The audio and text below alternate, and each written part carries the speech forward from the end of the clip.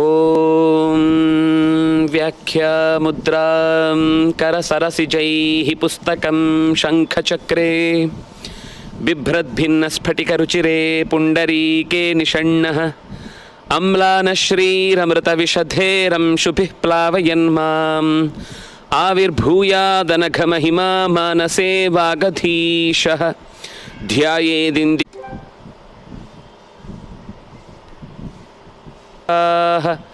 ನಮಃ ಸ್ವಾಮಿನ್ ರಾಮಪ್ರಿಯತಮ ಹನುಮನ್ ಗುರುಗುಣ ನಮಸ್ತುಭ್ಯಂ ಭೀಮ ಪ್ರಬಲತಮ ಕೃಷ್ಣೇಷ್ಟ ಭಗವನ್ ನಮಃ ಶ್ರೀಮನ್ ಮಧ್ವ ಪ್ರದಿಶ ಸುದೃಶನ್ನೋ ಜಯ ಜಯ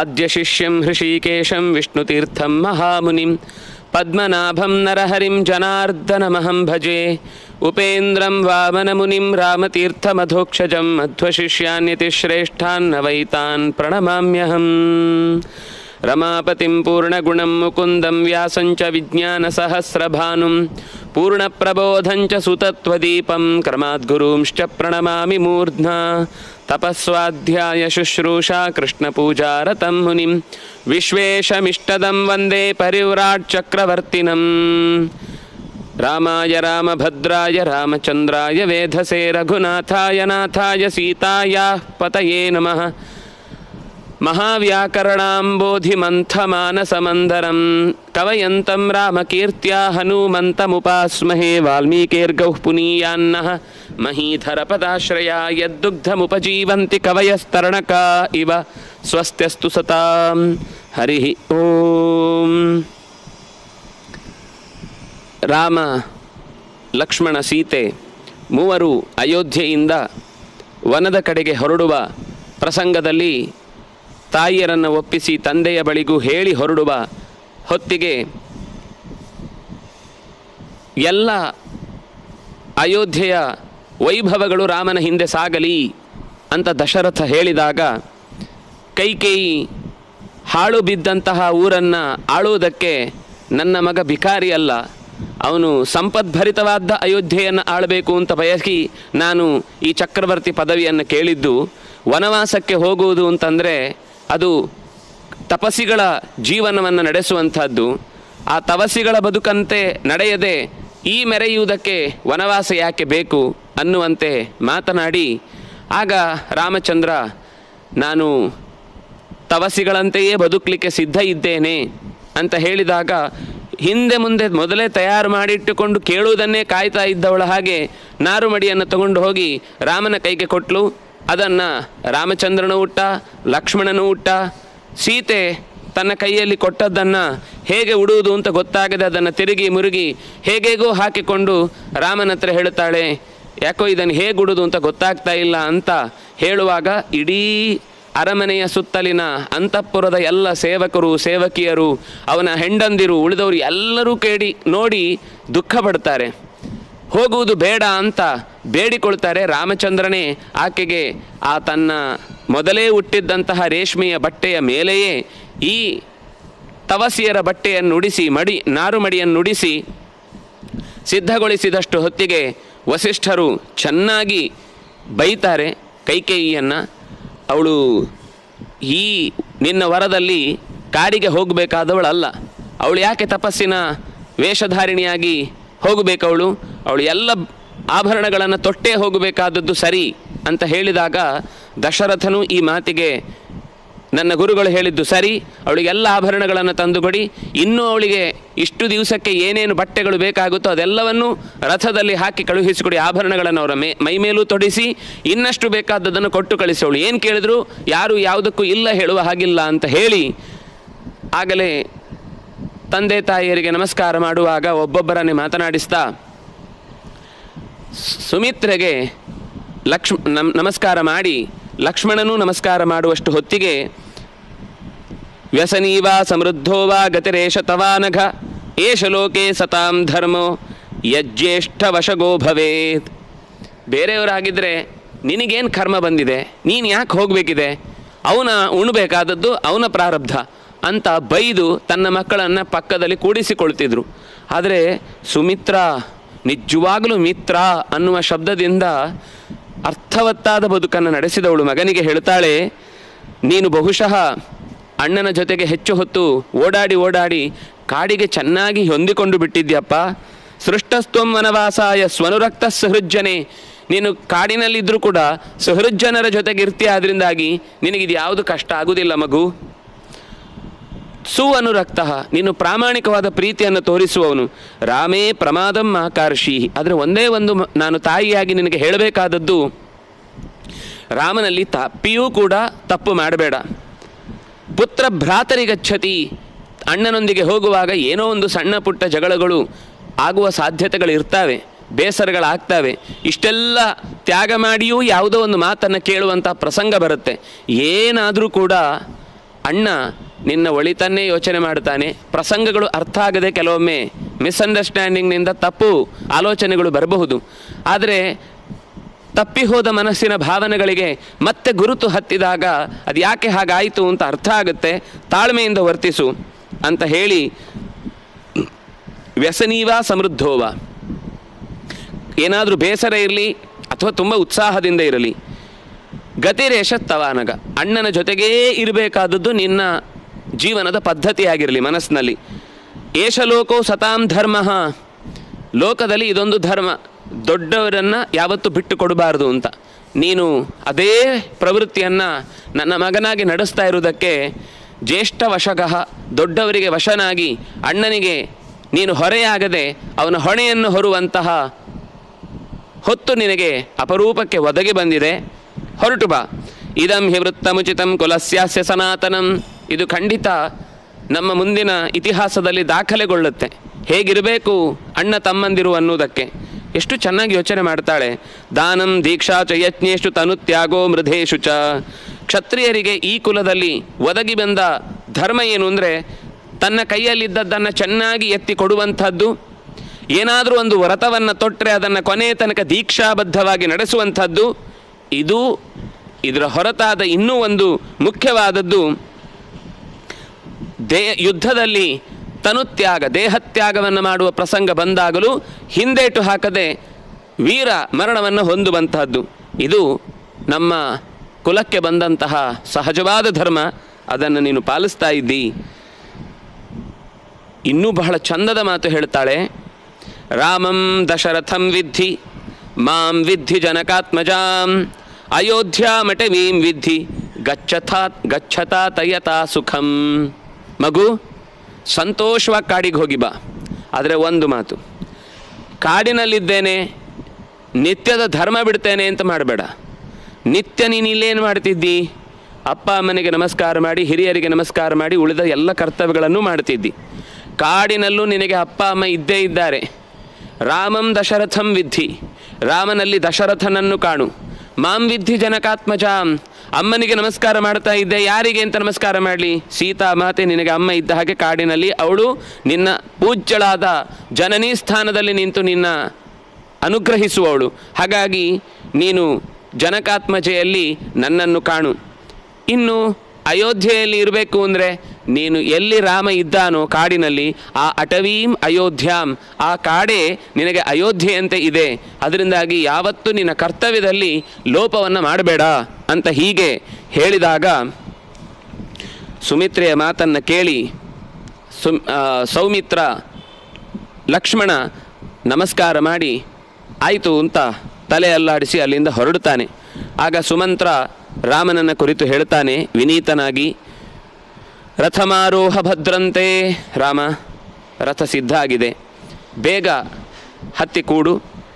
ಯಾಕೆಂದರೆ ಅವನಿಗೆ ಗೊತ್ತಾಗ್ತಾ ಇದೆ ಇಲ್ಲಿ ಇದ್ದಷ್ಟು ಹೊತ್ತು ಇನ್ನೂ ಹೆಚ್ಚು ಎಲ್ಲರೂ ಕೂಡ ವಿಘಟಗೊಳ್ತಾ ಹೋಗ್ತಾರೆ, ಒಡೆದು ಹೋಗ್ತಾ ಇರ್ತಾರೆ ಹೃದಯದಲ್ಲಿ ಅಂತ ಯೋಚನೆ ಮಾಡಿ ಹೊರಡೋಣ.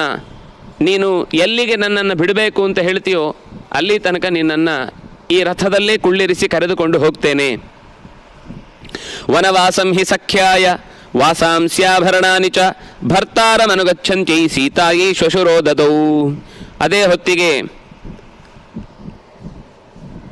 ದಶರಥ ಆಜ್ಞೆ ಮಾಡಿದಂತೆ ವನವಾಸದಲ್ಲಿ ಯಾವುದೇ ತೊಡಕುಂಟಾಗದ ಹಾಗೆ, ಅವಳ ಉಡುಗೆ ತೊಡುಗೆಗಳಿಗೆ ತೊಂದರೆ ಬಾರದ ಹಾಗೆ ಅನೇಕ ಆಭರಣಗಳನ್ನು ಬಟ್ಟೆಗಳನ್ನು ಕೊಟ್ಟು ಕಳುಹಿಸಿದ್ದಾರೆ.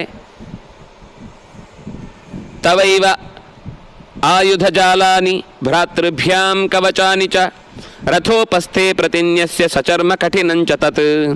ಅದೇ ರೀತಿ ಅವರಿಗೆ ಇಬ್ಬರಿಗೂ ಯೋಗ್ಯವಾದಂತಹ ಧನುಸ್ಸು, ಅದಕ್ಕೆ ಬೇಕಾದ ಬಾಣಗಳು, ಅವರು ಹಾಕಿಕೊಳ್ಳುವಂತಹ ಕವಚಗಳು, ಚರ್ಮ, ಇದೆಲ್ಲವನ್ನೂ ಕೂಡ ಅಲ್ಲಿ ರಥದಲ್ಲಿ ಸಿದ್ಧಗೊಳಿಸಿ ಇಟ್ಟಿದ್ದಾರೆ. ಪ್ರತಿಯಾತೆ ಮಹಾರಣ್ಯಂ ಚಿರರಾತ್ರಾಯ ರಾಘವೇ. ಕಾಡಿಗೆ ನಿಧಾನಕ್ಕೆ ಹೊರಡುವಾಗ ಜನರ ಪ್ರತಿಕ್ರಿಯೆ ಹೇಗಿತ್ತು ಅಂತ ಹೇಳ್ತಾ ಹೋಗ್ತಾರೆ.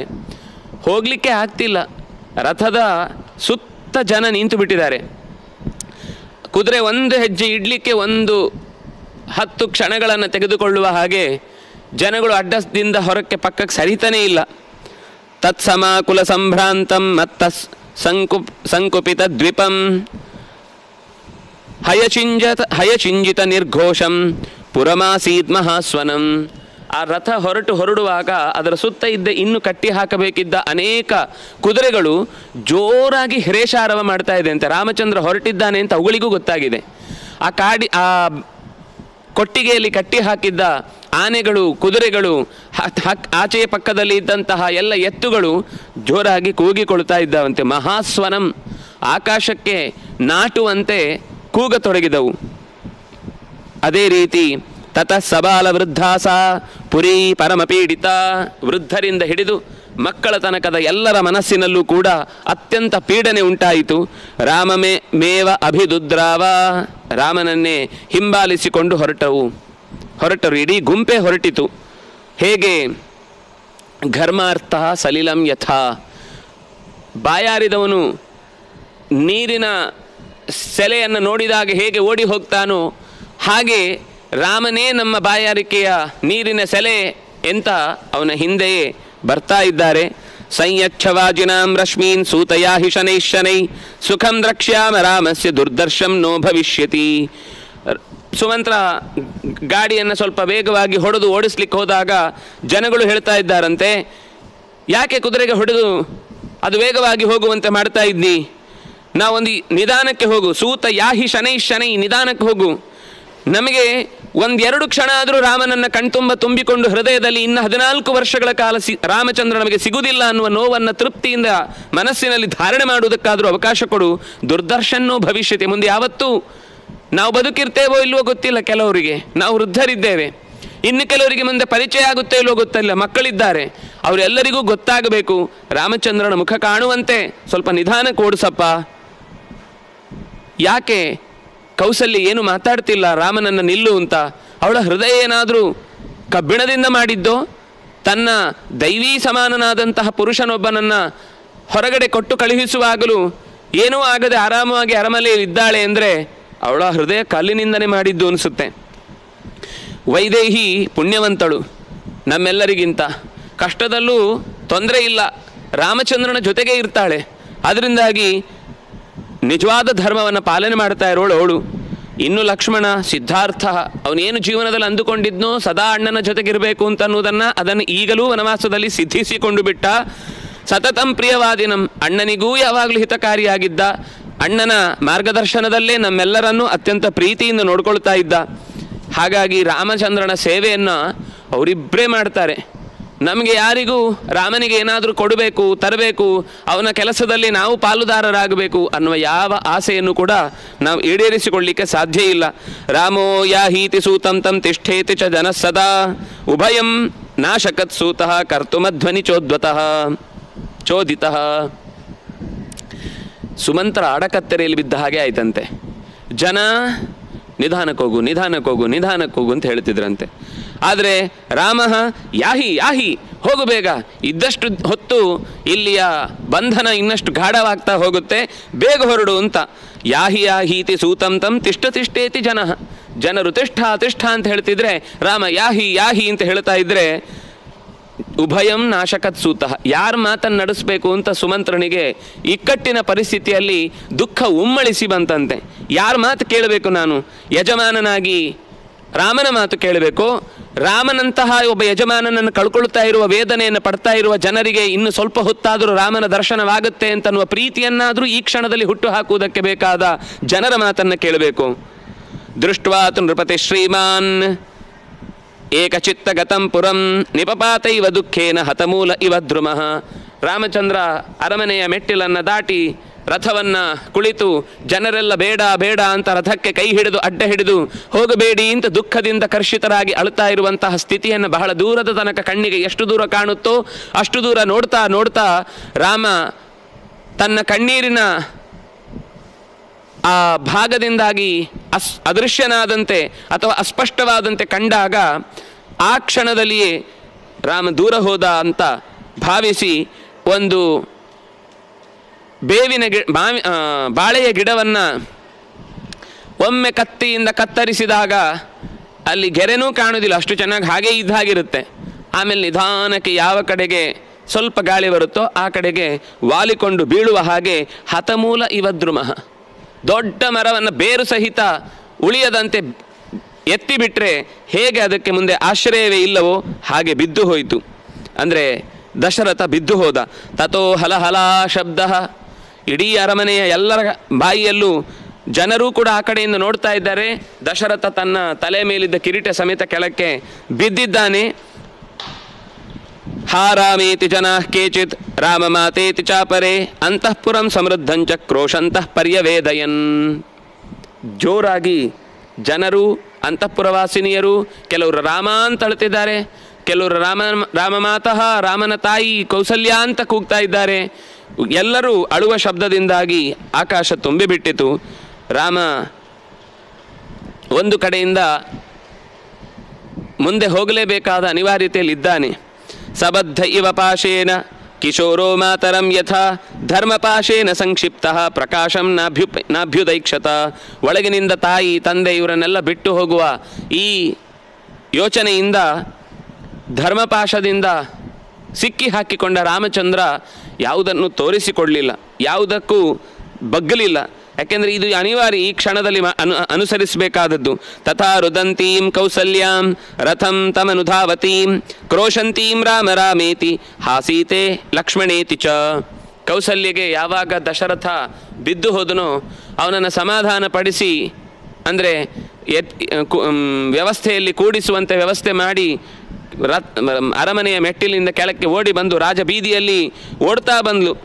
ರಾಮ ಸೀತಾ ಲಕ್ಷ್ಮಣ ರಾಮ ರಾಮೇತಿ ಸೀತೇತಿ ಲಕ್ಷ್ಮಣೇತಿ ಅಂತ ಜೋರಾಗಿ ಕೂಗುತ್ತಾ ತನ್ನ ಮಗುವನ್ನು ಯಾರೋ ಹಸುವಿನ ಕೈಯಿಂದ ಕಿತ್ತುಕೊಂಡು ಎತ್ತಿಕೊಂಡು ಹೋಗುವಾಗ ಹೇಗೆ ಒಂದು ಅಳುತ್ತಾ ಹಿಂಬಾಲಿಸಿಕೊಂಡು ಹೋಗುತ್ತೋ ಹಾಗೆಯೇ ಕಣ್ಣಿನಲ್ಲಿ ನೀರು ಸುರಿಸುತ್ತಾ ರಾಮ ರಾಮ ಅಂತ 100 ಬಾರಿ ಅದೇ ಕೂಗನ್ನು ಹಾಕ್ತಾ ಹಿಂದಿನಿಂದ ಹಿಂಬಾಲಿಸಿಕೊಂಡು ಬರುವುದನ್ನು ನೋಡ್ತಾ ಇದ್ದಾಳೆ.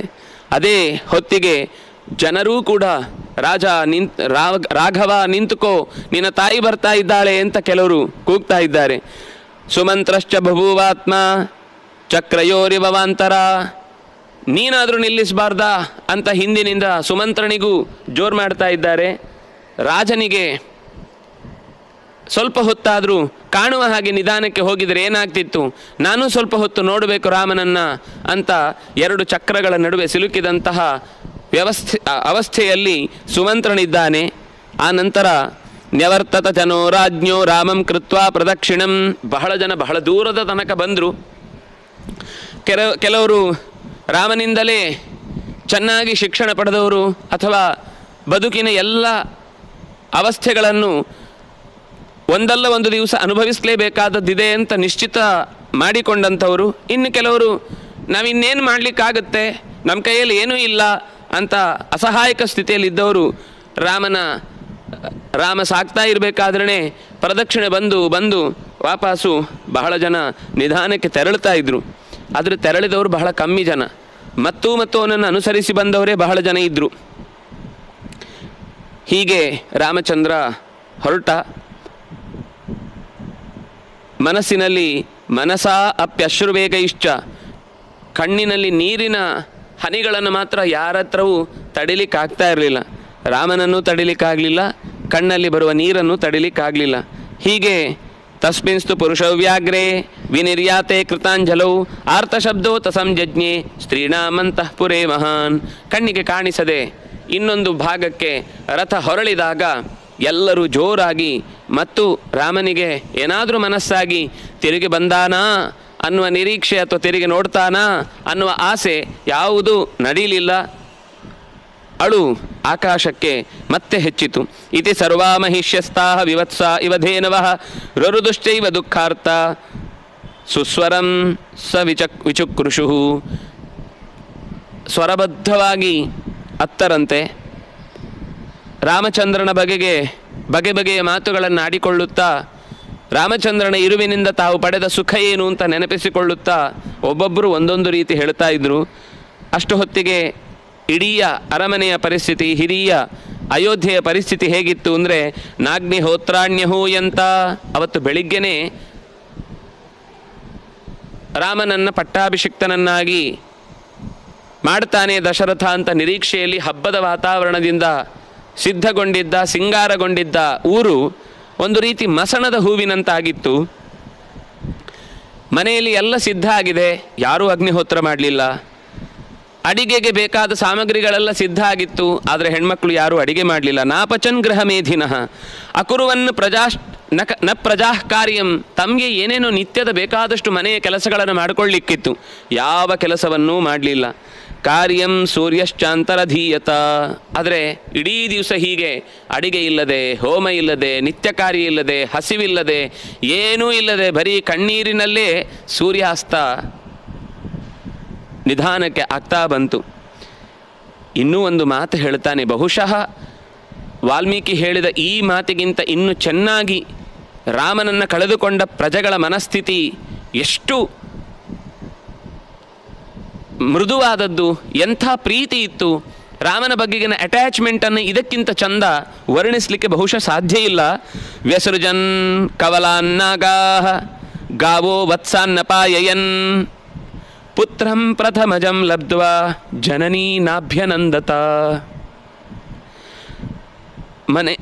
ಅರಮನೆಯಲ್ಲಿದ್ದ ಆನೆಗಳು, ಕುದುರೆಗಳು ಆಹಾರ ಹಾಕಿದಂತೆ ತಿನ್ನಲಿಲ್ಲಂತೆ.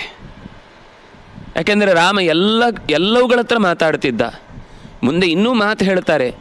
ಮರಗಳು, ಗಿಡಗಳು, ಕ್ರಿಮಿಗಳು, ಕೀಟಗಳು, ಪಕ್ಷಿಗಳು ಎಲ್ಲವೂ ರಾಮನ ಇರುವನ್ನು ಆನಂದಿಸ್ತಾ ಇದ್ವು. ಅವುಗಳಿಗೆ ಹೇಳ್ಕೊಳ್ಳಿಕ್ಕೆ ಬರಲ್ಲ ಅಂತ ಬಿಟ್ಟರೆ ಎಲ್ಲರ ಮನಸ್ಸಿಗೂ ಕೂಡ ರಾಮನಿಲ್ಲದ ಹೊತ್ತನ್ನು ಸಹಿಸಿಕೊಳ್ಳಿಕ್ಕೆ ಆಗಲಿಲ್ಲ. ಗಾವೋ ವತ್ಸಾನ್ನ ಪಾಯಯನ್, ಹಸುಗಳು ತಾವು ತಿನ್ನಲಿಲ್ಲ ಅಲ್ಲ, ತಮ್ಮ ಮಕ್ಕಳಿಗೂ ಹಾಲು ಕೊಡಿಲಿಕ್ಕೆ ಬಿಡಲಿಲ್ಲ. ಬೇಡ ಇವತ್ತು, ನೀವು ತಿನ್ನಬೇಡಿ ಇವತ್ತು, ರಾಮನಿಲ್ಲದ ಕಾಲಕ್ಕೆ ಏನಿದೆ ಅಂದರೆ ಮಕ್ಕಳ ಮೇಲೂ ಕೋಪ. ಇನ್ನೂ ಭಯಾನಕವಾಗಿ ಹೇಳ್ತಾನೆ. ಪುತ್ರಂ ಪ್ರಥಮಜಂ ಲಬ್ಧ್ವಾ ಜನನೀ ನಾಭ್ಯನಂದತ. ಒಂದು ಹೆಣ್ಮಗಳಿಗೆ ಬಹಳ ದಿವಸದಿಂದ ಮಕ್ಕಳಾಗಿಲ್ಲ, ಬಹಳ ಕಾಲದ ನಂತರ ಮಕ್ಕಳಾಯಿತು. ಮಕ್ಕಳಾಗಿದ್ದು ಯಾವಾಗ ರಾಮಚಂದ್ರ ಹೊರಡಬೇಕಿತ್ತೋ ಅದೇ ಹೊತ್ತಿಗೆ ಮಗು ಹುಟ್ಟಿತು. ಆದರೆ ರಾಮಚಂದ್ರ ಹೊರಟ ದುಃಖದ ಮುಂದೆ ಈ ಮಗುವನ್ನು ಪಡೆದ ಸುಖ ಯಾವ ಕಾಲದಲ್ಲಿ ಮಗು ಹುಟ್ಟಿತೋ ರಾಮಚಂದ್ರ ಹೊರಡುವಂಥ ಪರಿಸ್ಥಿತಿ ಬಂತು ಅಂತ ಬೇಸರ ಮಾಡಿಕೊಂಡ್ಳು. ಅಂದರೆ ತನಗೆ ಬಂಜೆ ಅಂತ ಅಣಗಿಸುವ ವಿಷಯ, ಮಕ್ಕಳಾಗಿದೆ ಅಂತನ್ನುವ ಸಂತೋಷ ಪಡುವ ವಿಷಯ, ಇದೆಲ್ಲವೂ ಕೂಡ ಪಕ್ಕಕ್ಕೆ ಸರಿದು ರಾಮನಿಲ್ಲ ಅನ್ನುವ ಕೊರಗು ಮಾತ್ರ ಆ ಹೆಣ್ಣು ಮಗಳಲ್ಲಿ. ಮಡಿಲಲ್ಲಿ ಮಗು ಅಳ್ತಾ ಇದೆ, ಎಷ್ಟೋ ದಿವಸದ ಸುಖ ಅದು. ತಾಯಿಯಾಗಿ ತಾಯಿತನದ ಸಂತೋಷವನ್ನು ಪಡುವ ಹೊತ್ತಿಗೆ ಜನನೀ ನಾಭ್ಯನಂದತ. ತಾಯಿ ಒಂದು ಕ್ಷಣವೂ ಸುಖ ಪಡಲಿಲ್ಲಂತೆ. ತನಗೊಂದು ಮಗುವಾಯಿತು, ಬಹಳ ದಿವಸದ ನಂತರ ಆಯಿತು, ನನ್ನ ಮಡಿಲನ್ನು ತುಂಬಿತು, ಎಷ್ಟೋ ಜನರಿಂದ ನನಗಿದ್ದ ಅಪವಾದ ದೂರ ಆಯಿತು. ಈಗ ಮತ್ತೂ ಒಂದು ಅಪವಾದ, ಯಾವತ್ತು ಮಗು ಹುಟ್ಟಿದ್ದು, ರಾಮಚಂದ್ರ ಕಾಡಿಗೆ ಹೋದ್ನಲ್ವ ಆ ದಿವಸ ಅನ್ನುವ ವೇದನೆ ಆ ಮಗುವಿನ ಹುಟ್ಟಿನ ದಿವಸಕ್ಕೆ ಹೀಗಾಯ್ತಲ್ವ ಅಂತ ತಾಯಿಯೂ ಕೂಡ ತನ್ನ ಮಗು ಹುಟ್ಟಿದ್ದಕ್ಕೆ ಯಾವ ಸಂತೋಷವಳು ಅನುಭವಿಸಲಿಲ್ಲಂತೆ. ಅಂದರೆ ರಾಮನನ್ನು ಎಷ್ಟು ಹಚ್ಚಿಕೊಂಡಿದ್ರು, ಎಷ್ಟು ಪ್ರೀತಿಸ್ತಾ ಇದ್ರು ಜನ. ಅಕಸ್ಮಾನ್ನಾಗರ ಸರ್ವೋ ಜನೋ ಜೈನ್ಯಮುಪಾಗತಂ ಆಹಾರೇವ ವಿಹಾರೇವ ನ ಕಿಂಚಿತ್ ನ ಕಶ್ಚಿತ್ ಅಕರೋನ್ಮನಃ. ಯಾವ ಮನೆಯಲ್ಲೂ ಎಲ್ಲೂ ಓಡಾಟ ಇಲ್ಲ, ಹಾರಾಟ ಇಲ್ಲ, ಆಹಾರ ಇಲ್ಲ, ಎಂಥದೂ ಇಲ್ಲ. ಎಲ್ಲರ ಮನೆಯಲ್ಲಿ ಒಂದು ರೀತಿ ಅನಿರ್ದಿಷ್ಟಾವಧಿಗೆ ಬಂದ್. ತಾನೇ ಸ್ವತಃ ಯಾರೂ ಹೇಳದೆ ಊರು ಸ್ತಬ್ಧಗೊಂಡಿದೆ. ಯಾವ ವ್ಯವಹಾರ ಇಲ್ಲ, ಯಾವ ಓಡಾಟ ಇಲ್ಲ, ಯಾವ ಖುಷಿ ಸಂತೋಷಗಳ ಆರ್ಭಟ ಇಲ್ಲ. ಎಲ್ಲರೂ ಸಪ್ಪೆ ಮೊರೆ ಹಾಕಿಕೊಂಡು ಊರೇ ತಣ್ಣಗಾಗಿ ಬಿಟ್ಟಿದೆ. ನವಾತಿ ಪವನ ಶೀತ, ಗಾಳಿ ತಣ್ಣಗೆ ಬೀಸಲಿಲ್ಲಂತೆ. ನ ಶಶಿ ಸೌಮ್ಯ ದರ್ಶನ, ಚಂದ್ರನು ತಂಪನ್ನು ಎರೀಲಿಲ್ಲಂತೆ. ನ ಸೂರ್ಯ ಸ್ತಪತೆ ಲೋಕಂ, ಸೂರ್ಯನಿಂದಲೂ ಕೂಡ ನಿಜವಾಗಿ ಆಗಬೇಕಾದ ಏನು ಕಾರ್ಯ ಇತ್ತು, ಯಾವ ಬಿಸಿಯೂ ಮುಟ್ಲಿಲ್ಲ. ಸರ್ವಂ ಪರ್ಯಾಕುಲಂ ಜಗತ್, ಇಡೀ ಆ ಪರಿಸರ ಪರ್ಯಾಕುಲಂ, ನೋಡಿದರೆ ಯಾವ ಮನುಷ್ಯ ಇಲ್ಲ ಅನ್ನೋದೊಂದು ಬೇರೆ ಥರ. ಅದಿಲ್ಲದೆಯೂ ಇಡೀ ಊರು ಗೋಡೆಗಳು ಕೂಡ ರಾಮನಿಲ್ಲದ ಹ್ಯಾಪ ಮೋರೆಯನ್ನು ಹಾಕಿಕೊಂಡೇ ಕೂತಂತೆ ಕಾಣಿಸ್ತಾ ಇತ್ತು. ಏತು ರಾಮಸ್ಯ ಸುಹೃದ ಸರ್ವೇತೆ ಮೂಢಚೇತಸಃ ಶೋಕಭಾರೇಣ ಚಾಕ್ರಾಂತಹ ಶಯನಂ ನ ಜಹುಸ್ತದ.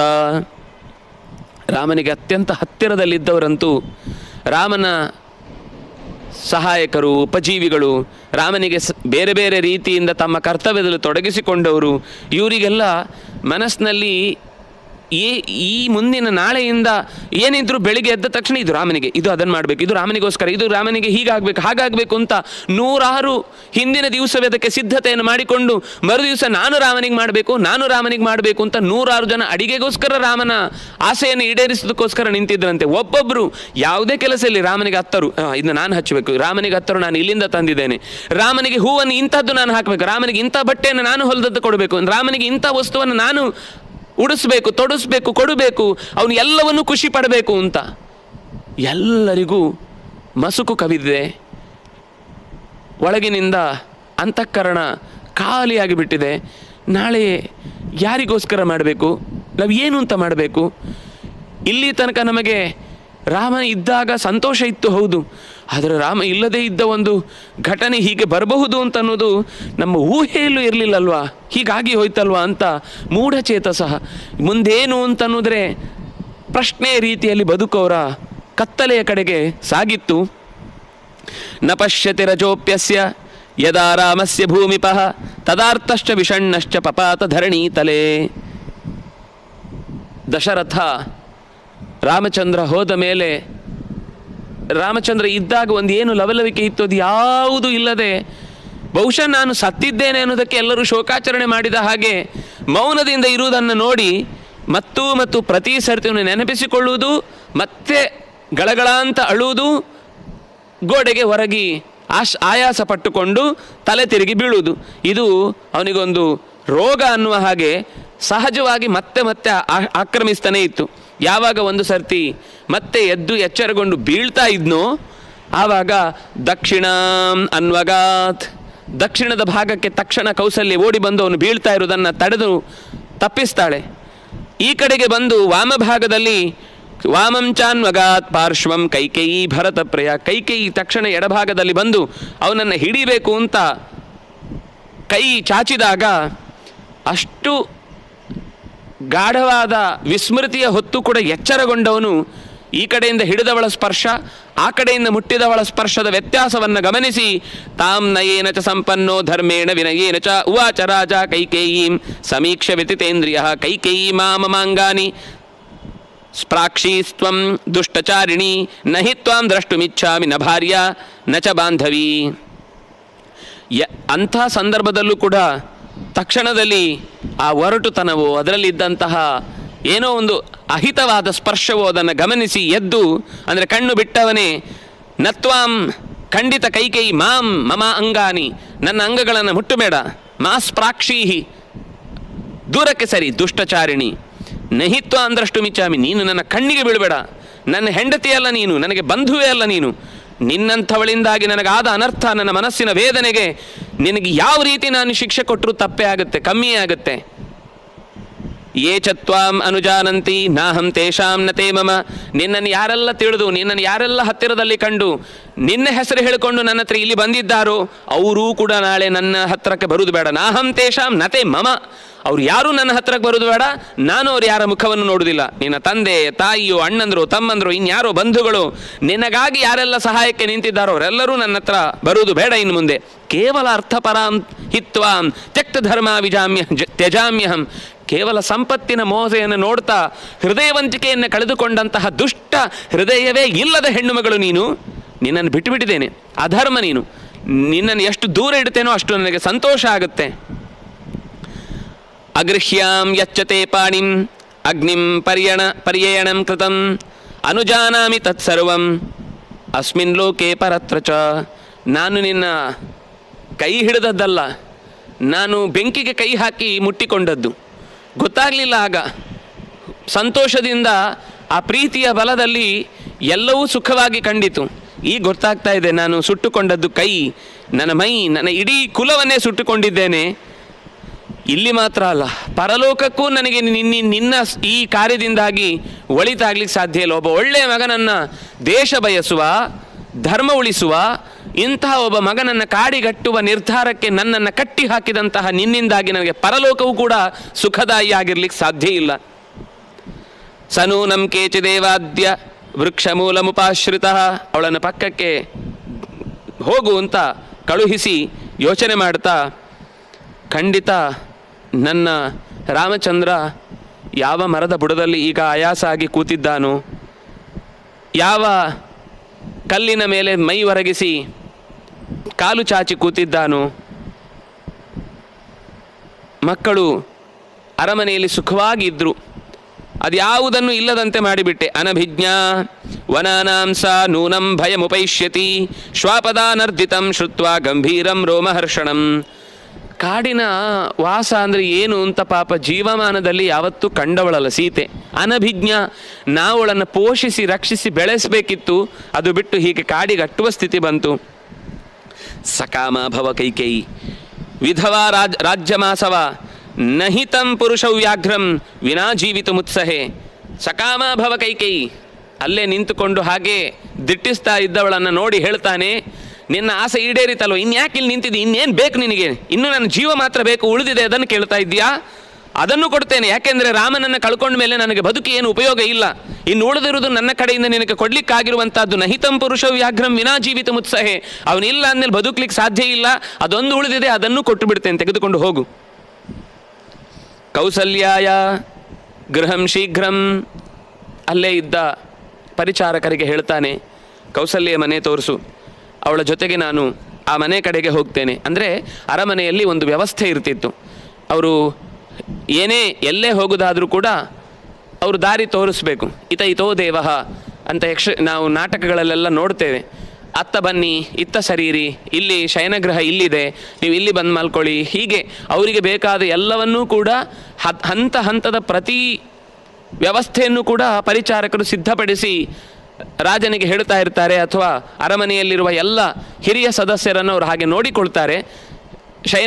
ಶಯನ ಮಾರ್ಗಂ ಆದೇಶಯ, ಮಲಗಲಿಕ್ಕೆ ಹೋಗುವ ಕೌಸಲ್ಯ ಅಂತಃಪುರವನ್ನು ನನಗೆ ತೋರಿಸು.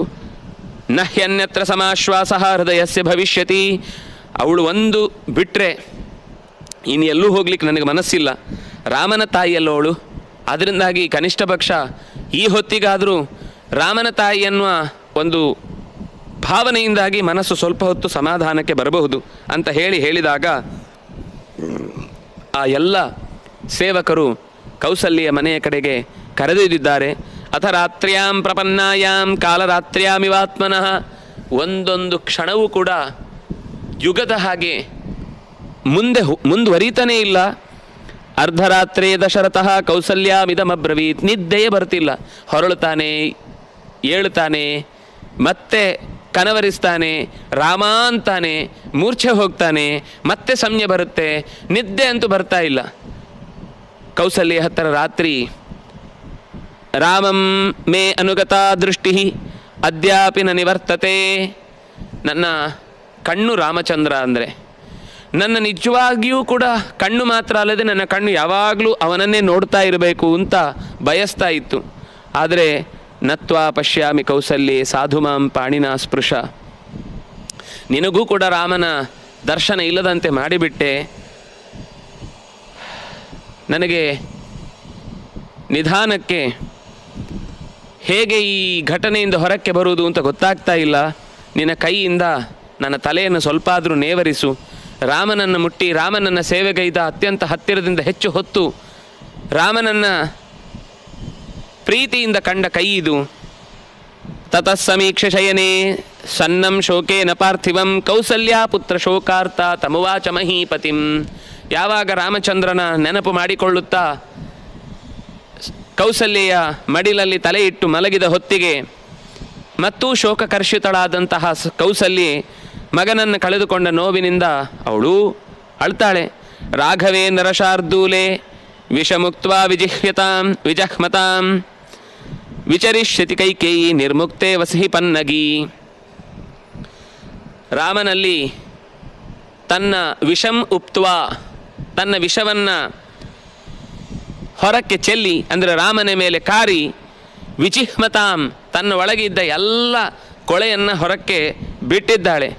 ಈಗ ಈ ಸರ್ಪಗಳಿಗೆ ಒಳಗಿನಿಂದ ವಿಷವನ್ನು ಹೊರಕ್ಕೆ ಬಿಡದೇ ಇದ್ದರೆ ಅವುಗಳಿಗೆ ತುಂಬ ತಡವರಿಸ್ಲಿಕ್ಕೆ ಆಗಲ್ಲ, ತಡಿಲಿಕ್ಕಾಗಲ್ಲ, ಒದ್ದಾಡ್ತಾ ಇರ್ತವೆ. ಎಲ್ಲಿಯಾದರೂ ಒಂದು ವಿಷವನ್ನು ಹೊಡೆದ ಮೇಲೆ, ಕುಕ್ಕಿದ ಮೇಲೇ ಅವುಗಳಿಗೆ ಒಂದು ಸರ್ತಿ ವಿಶ್ರಾಂತಿ. ಈ ಇಲಿಗಳಿಗೆ ತಮ್ಮ ಹಲ್ಲನ್ನು ಚೆನ್ನಾಗಿ ಹೊರಗಡೆಯ ವಸ್ತುಗಳನ್ನು ಕೊರೆದು ತೆಗೆದು ಕಚ್ಚಿ ಕಮ್ಮಿಗೊಳಿಸಿದಾಗಲೇ ಅವುಗಳಿಗೆ ಬಾಯಿ ತುರಿಕೆ ಕಮ್ಮಿ ಆಗುತ್ತೆ. ಇಲ್ಲಾಂದರೆ ಅವುಗಳಿಗೆ ಬದುಕಲಿಕ್ಕೆ ಆಗಲ್ಲ. ವಿಷವನ್ನು ಹೊರಕ್ಕೆ ಚೆಲ್ಲದೇ ಇದ್ದರೆ, ಹೇಗೆ ಹಸುವಿಗೆ ಹಾಲನ್ನು ಪೂರ್ತಿ ಕರೆಯದೇ ಇದ್ದರೆ ಹಸು ತುಂಬ ಒದ್ದಾಡುತ್ತೆ. ಒಬ್ಬ ಜ್ಞಾನಿಗೆ ತಾನು ಕಲಿತ ಸಂಗತಿಯನ್ನು, ತಾನು ತಿಳಿದುಕೊಂಡ ಸಂಗತಿಯನ್ನು ಯಾರಿಗಾದರೂ ಹೇಳಬೇಕು ಅಂತ ಇದ್ದಾಗ ಯಾರೂ ಸಿಗದೇ ಇದ್ದರೆ ಅವನದೊಂದು ಒದ್ದಾಟ ಇದೆ. ಇದು ಅಲ್ಲಲ್ಲಿ ಬೇರೆ ಬೇರೆ ರೀತಿಯಿಂದ ವ್ಯವಸ್ಥೆ ಆಗುತ್ತೆ. ಹಾಗೆ ಸರ್ಪದಂತೆ ವಿನಿರ್ಮುಕ್ತೇವ ಪನ್ನಗಿ, ಎಲ್ಲವನ್ನು ಹೊರಕ್ಕೆ ಚೆಲ್ಲಿಬಿಟ್ಟ ಸರ್ಪ ವಿಷಕನ್ಯೆಯಂತೆ ತನ್ನ ವಿಷವನ್ನು ಕಾರಿ ಸುಖವಾಗಿದ್ದಾಳವಳು. ತೇ ರತ್ನಹೀನಾಸ್ತರುಣಾ ಫಲಕಾಲೇ ವಿವಾಸಿತಾ ಕಥಂ ವತ್ಸ್ಯಂತಿ ಕೃಪಣಾ ಫಲಮೂಲೈ ಕೃತಾಶನಾ. ಅಪೂರ್ವವಾದ ರತ್ನಗಳಂತಿದ್ದ ನಿನ್ನ ಮಕ್ಕಳು ಈಗ ಬೆಳೆ ಪಡೆದು ಸುಖವನ್ನು ಅನುಭವಿಸಬೇಕು ಅನ್ನುವಷ್ಟೊತ್ತಿಗೆ ವನವಾಸಕ್ಕೆ ಹೋಗುವಂತಾಯಿತು.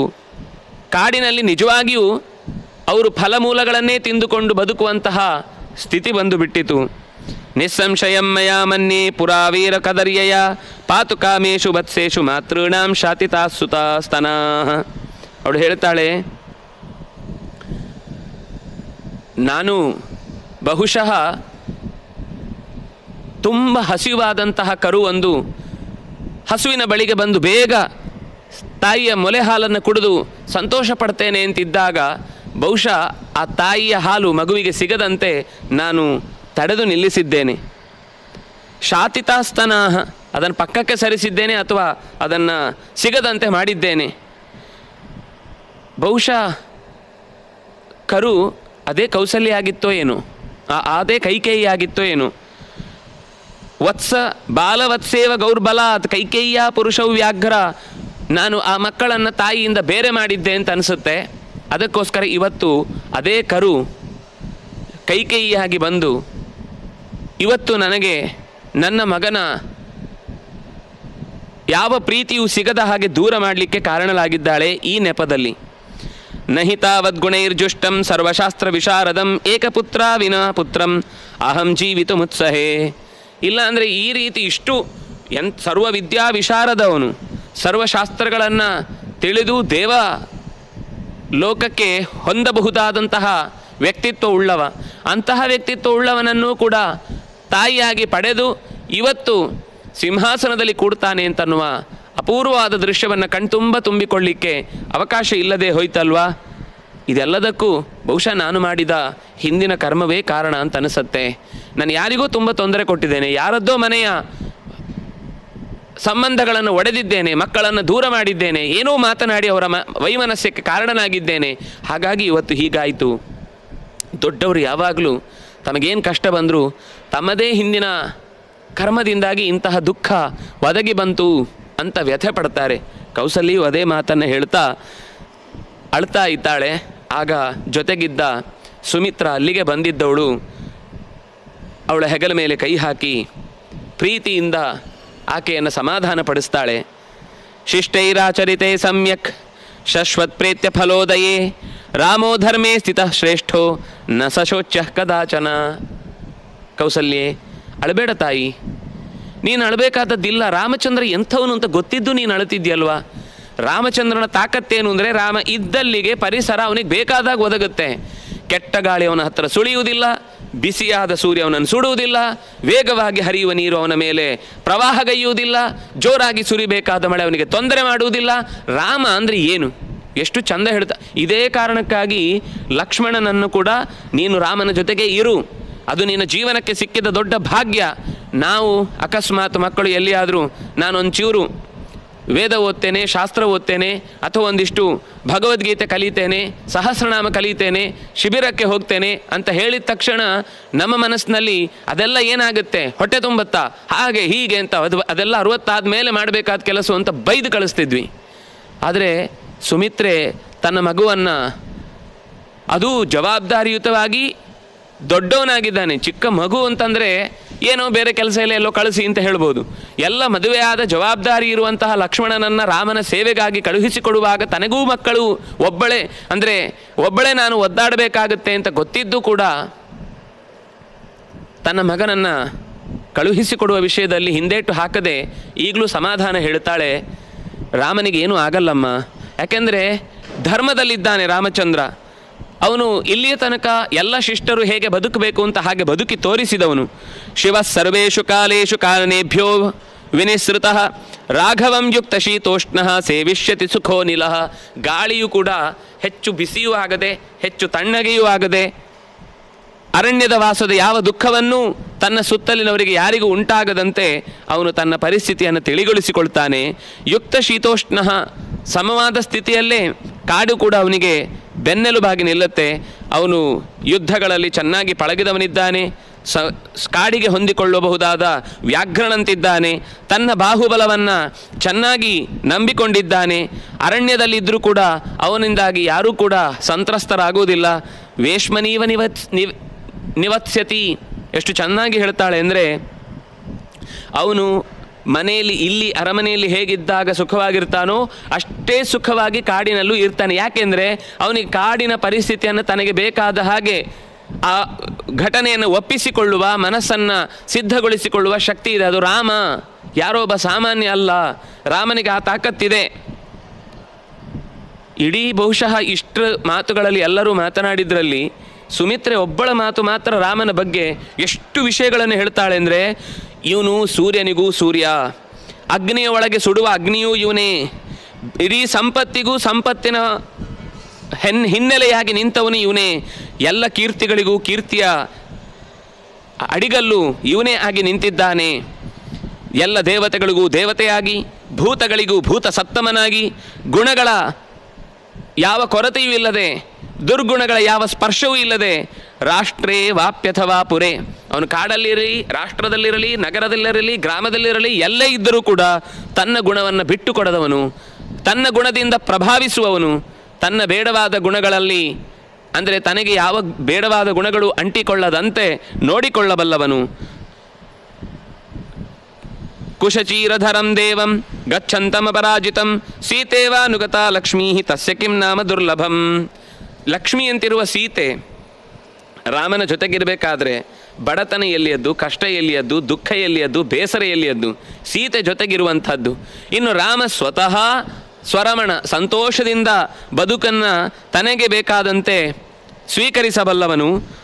ಒಳ್ಳೆಯ ಧನುಸ್ಸನ್ನು ಹಿಡಿದಿದ್ದಾನೆ, ಬಾಣಗಳಲ್ಲಿ ಬಲಿಷ್ಠನಿದ್ದಾನೆ, ಖಡ್ಗಾಸ್ತ್ರಗಳು ಅವನಿಗೆ ಕೈ ತುಂಬಿಕೊಂಡಿದೆ. ಲಕ್ಷ್ಮಣನು ಜೊತೆಗಿದ್ದಾನೆ. ಕಿಂ ನಾಮ ತಸ್ಯ ದುರ್ಲಭಂ. ಲಕ್ಷ್ಮಣ ಜೊತೆಗಿರಬೇಕಾದ್ರೆ ಅವನಿಗೇನು ಕಷ್ಟ ಆಗುತ್ತೆ? ನೀನು ಹೆದರಬೇಡ, ರಾಮನಿಗೆ ಕಷ್ಟ ಆಗುತ್ತೆ ಅಂತ ಅಂದುಕೊಂಡ್ರೆ ನಮಗೆ ಕಷ್ಟ ಆಗುತ್ತೆ. ನಿವೃತ್ತವ ವನವಾಸಂ ತಂ ದ್ರಷ್ಟಾಸಿ ಪುನರಾಗತಂ ಜಹಿಶೋ ಕಂಚಮೋಹಂಚ ದೇವಿ ಸತ್ಯಂ ಬ್ರವೀಮಿತೆ. ರಾಮನ ಮೇಲೆ ನಿನಗೆ ನಂಬಿಕೆ ಇಲ್ವಾ? ರಾಮ ಹೊರಡುವಾಗ ಏನು ಹೇಳ್ದ?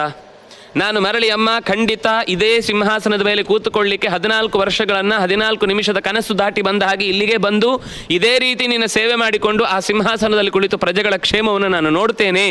ಅವನ ಮಾತಿನ ಮೇಲೆ ನಂಬಿಕೆ ಇಲ್ವಮ್ಮ? ನೀನು ಬೇಸರ ಪಡುವುದರಲ್ಲಿ ಅರ್ಥ ಇಲ್ಲ, ಬೇಸರ ಪಡಬೇಡ ನೀನು ಅಂತ ಹೇಳಿ ಮತ್ತೂ ಸಮಾಧಾನ ಮಾಡಿ ಅವಳನ್ನು ನಾನಾ ವಾಕ್ಯಗಳಿಂದ ರಾಮನ ಮಹತ್ವವನ್ನೂ ಹೇಳ್ತಾಳೆ. ಜೊತೆಗೆ ಕೌಸಲ್ಯಗೆ ಹೇಳಬೇಕಾದ ಮಾತನ್ನೇ ಹೇಳಿರ್ತಾಳೆ. ನಿವರ್ತಿತೇಪಿ ಚ ಬಲಾತ್ ಸುಹೃದ್ವರ್ಗೇ ಚ ರಾಜನಿ ನೈವತೆ ಸನ್ಯವರ್ತಂತ ರಾಮಸ್ಯಾನುಗತಾ ರಥಂ. ಕೆಲವರೆಲ್ಲ ಅಲ್ಲಲ್ಲೇ ಕೆಲವರು ಪ್ರದಕ್ಷಿಣೆ ಹಾಕಿ ಹೊರಟು ಹೋದರು. ಹೆಚ್ಚಿನವರು ಯಾರೂ ಕೂಡ ಹೋಗಲೇ ಇಲ್ಲ. ಕೆಲವರೆಲ್ಲ ರಾಮನ ಮಾತಿಗೆ ಕಟ್ಟು ಬಿದ್ದು ಹೊರಟರು. ಇನ್ನು ಕೆಲವರೆಲ್ಲ ಏನು ಮಾಡಲಿಕ್ಕಾಗತ್ತೆ, ಅನಿವಾರ್ಯ ಅಂತ ಅಂದುಕೊಂಡು ಹೊರಟರು. ಆದರೆ ಬಹಳ ಜನ ರಾಮನನ್ನು ಹಿಂಬಾಲಿಸ್ತಾ ಇದ್ದಾಗ ಸಯಾಚ್ಯಮಾನ ಕಾಕುತ್ಸಾಹ, ಎರಡು ಕೈ ಮುಗಿದು ಹೇಳ್ತಾ ಇದ್ದಾನೆ, ದಯವಿಟ್ಟು ಮರಳಿ ಹೋಗಿ ಅಯೋಧ್ಯೆಯಲ್ಲೇ ಇರಿ. ಅಲ್ಲೊಬ್ಬ ರಾಜ ಇದ್ದಾನೆ, ಅದು ಅರಮನೆ ಆಗಬೇಕು, ಅದು ಪುರ ಆಗಬೇಕು, ಅಂದರೆ ನೀವೆಲ್ಲ ಇರಬೇಕು. ನೀವಿಲ್ಲದೆ ಹೋದರೆ ಅದೊಂದು ನಗರ ಆಗುವುದಿಲ್ಲ, ಅದು ಅಯೋಧ್ಯೆ ಆಗುವುದಿಲ್ಲ. ಯಾರೂ ಇಲ್ಲದ ಅಯೋಧ್ಯೆಯನ್ನು ಭರತನಾಗಲಿ ದಶರಥನಾಗಲಿ ಏನು ತಾನೇ ನೋಡ್ಲಿಕ್ಕೆ ಸಾಧ್ಯ? ಅವರು ಯಾವುದಾದ್ರೂ ಒಬ್ಬ ವ್ಯಕ್ತಿಗಳಿದ್ದರೆ ತಾನೇ ಅವರಿಗೆ ರಾಜರಾಗಬೇಕು. ಪ್ರಜಾರಕ್ಷಣೆ ಆಗಬೇಕು ಅಂತಾದರೆ ಪ್ರಜೆಗಳಿದ್ದರೆ ತಾನೇ ರಾಜನಾಗೋದು. ಹಾಗಾಗಿ ಹೋಗಿ ನೀವು ಅಂತ ಯಾಚಮಾನಃ ಮತ್ತೆ ಮತ್ತೆ ಕೇಳ್ತಾ ಇದ್ದಾನೆ. ಸ್ವಾಭಿ ಪ್ರಕೃತಿಭಿಸ್ತದ, ತನ್ನ ಪ್ರಜೆಗಳನ್ನೆಲ್ಲರನ್ನು ಕೇಳಿಕೊಳ್ತಾ ಇದ್ದಾನೆ. ತನ್ನ ತಂದೆಯ ಮಾತು ಸತ್ಯಗೊಳಿಸುವುದಕ್ಕೋಸ್ಕರ ಹೊರಟಿದ್ದೇನೆ ಹೊರತು ನಿಮ್ಮ ಮೇಲೆ ಯಾವ ಬೇಸರವಿದ್ದು ಹೊರಡ್ತಾ ಇರುವುದಿಲ್ಲ. ಯಾ ಪ್ರೀತಿರ್ಬಹುಮಾನಶ್ಚ ಮೈ ಅಯೋಧ್ಯ ನಿವಾಸಿನಾಂ, ನಿಜವಾಗಲಿ ನಿಮಗೆ ನನ್ನ ಮೇಲೆ ಪ್ರೀತಿ ಇರುವುದಾದರೆ ನನ್ನಲ್ಲಿ ಏನು ಪ್ರೀತಿ ಇಟ್ಟಿದ್ದೀರೋ ಆ ಪ್ರೀತಿಯನ್ನು ನೀವು ಯಥಾವತ್ತಾಗಿ ಮತ್ಪ್ರಿಯಾರ್ಥಂ, ನನಗೆ ಅದರಿಂದ ಹೆಚ್ಚು ಪ್ರೀತಿ ಆಗುತ್ತೆ. ನನ್ನ ಮೇಲೆ ನೀವು ಪ್ರೀತಿ ತೋರಿಸುವುದಕ್ಕಿಂತ ಹೆಚ್ಚು ನನ್ನ ಮೇಲಿನ ತೋರಿದ ಪ್ರೀತಿಯನ್ನೇ ಭರತನ ಮೇಲೆ ದಶರಥನ ಮೇಲೆ ತೋರಿದರೆ ಭರತೇ ಸಾ ನಿವೇಶ್ಯತಾಂ, ಭರತನಲ್ಲಿ ಇಡಿ. ಖಂಡಿತ ಅವನು ಒಳ್ಳೆಯ ವ್ಯಕ್ತಿತ್ವವನ್ನು ಹೊಂದಿ ರಾಜನಾಗಿ ನಿಮಗೆ ಬೇಕಾದ ಅನುಕೂಲತೆಗಳನ್ನು ಮಾಡಿಕೊಡ್ತಾನೆ. ಜ್ಞಾನವೃದ್ಧ ವಯೋವೃದ್ಧ ಮೃದು ವೀರ್ಯ ಗುಣಾನ್ವಿತ ಅನುರೂಪ ಸವೇವ್ ಭರ್ತ ಭವಿಷ್ಯತಿ ಭಯಾಪಹ, ನಿಮ್ಮ ಭಯಗಳನ್ನೆಲ್ಲ ದೂರಪಡಿಸುವ ಅರಿವಿನಿಂದ ಕೂಡಿಕೊಂಡು ಚೆನ್ನಾಗಿ ವಯಸ್ಸಿನಿಂದಲೂ ಬೇಕಾದ ಶಕ್ತಿಯನ್ನು ಹೊಂದು ಜನರನ್ನು ಪ್ರೀತಿಯಿಂದ ಮಾತಾಡಿಸಬೇಕಾದಲ್ಲಿ ಪ್ರೀತಿಯಿಂದ ಮಾತಾಡ್ತಾ, ಶತ್ರುಗಳಿಗೆ ವೀರ್ಯವನ್ನು ತಾಕತ್ತನ್ನು ತೋರಿಸಬೇಕಾದಲ್ಲಿ ತೋರುತ್ತಾ, ತನ್ನ ಎಲ್ಲ ಬಂಧುಗಳನ್ನು ತಂದೆ ತಾಯಿಗಳನ್ನು ಗುರುಗಳನ್ನು ಹೇಗೆ ನೋಡಿಕೊಳ್ಳಬೇಕು ಹಾಗೆ ಗುಣಗಳಿಂದ ಕೂಡಿಕೊಂಡು ಅನುರೂಪ ಸವೋ ಭರ್ತ, ನಿಮ್ಮ ಯಾವ ಆಲೋಚನೆಗಳಿಗೂ ಅವನು ತಡೆಯಾಗಿ ಒದಗುವುದು ಸಾಧ್ಯವೇ ಇಲ್ಲ. ತೇ ದ್ವಿಜಾಸ್ತ್ರಿವಿಧಂ ವೃದ್ಧಾ ಜ್ಞಾನೇನ ವಯಸೌಜಸ ವಯ ಪ್ರಕಂಪಿತ ಶಿರಃ ದೂರಾದ್ ಊಚುರಿದಂ ವಚಃ.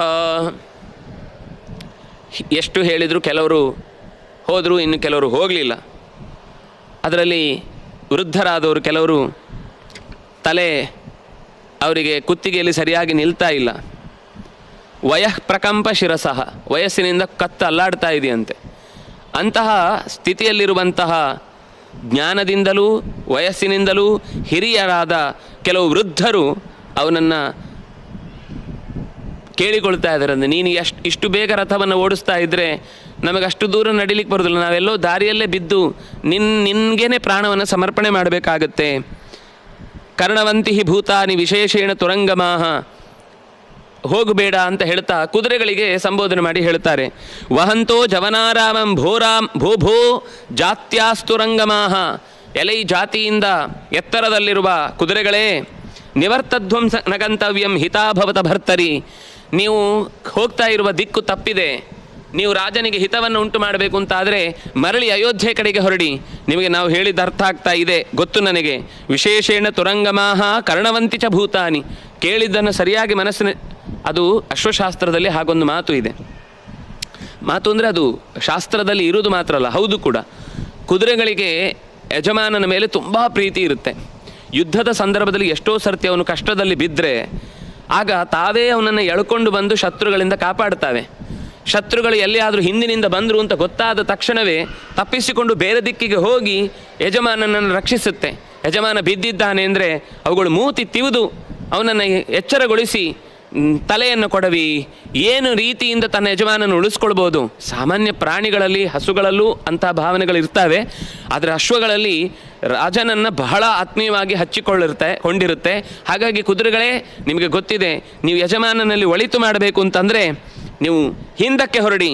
ಯೂಯಂ ತಸ್ಮಾನ್ ನಿವರ್ತಧ್ವಂ ಯಾಚನಾಂ ಪ್ರತಿವೇದಿತಾ, ನಾವು ಬೇಡಿಕೊಳ್ತಾ ಇದ್ದೇವೆ, ನೀವು ಹೋಗ್ತಾ ಇರುವ ದಿಕ್ಕು ರಾಮನಿಗೆ ಹಿತವಾದದ್ದಲ್ಲ ಅಂತ ಹೇಳಿದ ತಕ್ಷಣವೇ ರಾಮಚಂದ್ರ ಪದ್ಭ್ಯಾಮೇವ ಜಗಾಮಾತ ಸಸೀತ ಸಹ ಲಕ್ಷ್ಮಣ, ಆ ಮಾತುಗಳನ್ನು ಕೇಳಿ ಅವೇಕ್ಷ್ಯ ಕೂಡಲೇ ಸಹಸಾ ರಾಮ ರಥಾದ ಅವತತಾರ, ಅವರು ಹೇಳಿದ ತಕ್ಷಣ ರಾಮಚಂದ್ರ ರಥದಿಂದ ಇಳಿದು ಬಿಟ್ಟ. ಇಳಿದು ಬರೀಗಾಲಲ್ಲೇ ಸೀತೆ ಲಕ್ಷ್ಮಣ ಮೂವರು ಆರಾಮವಾಗಿ ನಡ್ಕೊಂಡು ಬರಿಗಾಲಲ್ಲಿ ಹೋಗ್ತಾ ಇದ್ದಾರೆ. ಪದ್ಭ್ಯಾಮೇವ ಜಗಾಮಾಥ ಅಂದರೆ ಬರಿಗಾಲು ಅಂತ ಇಲ್ಲಿ ಹೇಳಿಲ್ಲ, ಯಾಕೆಂದರೆ ಪಾದ, ಯಾಕೆಂದರೆ ತಪಸ್ವಿಗಳು ಹಾಕ್ಕೊಳ್ಳುವಂತಹದ್ದು ಇದ್ದೇ ಇರುತ್ತೆ ಪಾದುಕೆ, ಪಾದರಕ್ಷೆಯನ್ನು ಹಾಕ್ಕೊಂಡಿದ್ದಾರೆ. ಆದರೆ ಕಾಲಿನಲ್ಲಿ ನಡೆದರು, ಅಂದರೆ ವಾಹನದಲ್ಲಿ ನಡೀಲಿಲ್ಲ, ಕಾಲಿನಲ್ಲಿ ನಡೆದರು. ನಡೆಯುವಾಗ ಅವರೆಲ್ಲ ಅಯ್ಯೋ ನಾವೇನೋ ಹೇಳಲಿಕ್ಕೆ ಹೋಗಿ ರಾಮಚಂದ್ರ ರಥದಲ್ಲಿ ಕೂತು ಹೋಗ್ತಾ ಇದ್ದವನು ನಡೆಯುವಂತೆ ಮಾಡಿಬಿಟ್ವಲ್ಲ ಅಂತ ಸಂಭ್ರಾಂತ ಚೇತಸಃ. ಏನು ಹೇಳಿದರೆ ರಾಮನ ರಿಯಾಕ್ಷನ್ ಹೇಗಿರುತ್ತೆ ಗೊತ್ತಾಗ್ತಾ ಇಲ್ಲ. ರಾಮ ಹೊರಡುವುದಂತೂ ನಿಶ್ಚಯ ಮಾಡಿಕೊಂಡು ಕೂತ ಹಾಗಿದೆ. ಆಗ ಇನ್ನು ಕೆಲವರು ವೇದಜ್ಞರು, ಶಾಸ್ತ್ರವನ್ನು ಚೆನ್ನಾಗಿ ತಿಳಿದವರು, ನೀನಿರುವ ತನಕ ಇಲ್ಲೆಲ್ಲ ಯಾಗ, ಅನುಷ್ಠಾನ, ಪೂಜೆ, ಪುರಸ್ಕಾರ, ದೈವ ಸಂಬಂಧಿಯಾದ ಕಾರ್ಯಗಳು ಚೆನ್ನಾಗಿ ನಡೀತಾ ಇರ್ತವೆ. ನೀನು ಹೊರಟ್ರೆ ಇದು ಯಾವುದಕ್ಕೂ ಬಹುಶಃ ಅರ್ಥ ಇಲ್ಲ ಅಂತಾಗುತ್ತೆ. ಯಾಕೆಂದರೆ ನಾವು ಯಜ್ಞದಲ್ಲಿ ಯಾವುದನ್ನು ಯಜಮಾನನನ್ನಾಗಿ ಕರಿತೇವೋ, ಪ್ರಧಾನ ದೇವತೆಯನ್ನಾಗಿ ಕರಿತೇವೋ, ನೀನು ಅಲ್ಲಿ ಇದ್ದರೆ ಅದು ಸಾರ್ಥಕವಾದಂತಹ ಯಜ್ಞ ಆಗ್ತಿತ್ತು. ಯಾಹಿನ ಸತತಂ ಬುದ್ಧಿ ವೇದ ಮಂತ್ರಾನುಸಾರಿಣಿ ತ್ವತ್ಕೃತೆ ಸ್ವಾಕೃತ ವತ್ಸ ವನವಾಸಾನುಸಾರಿಣಿ.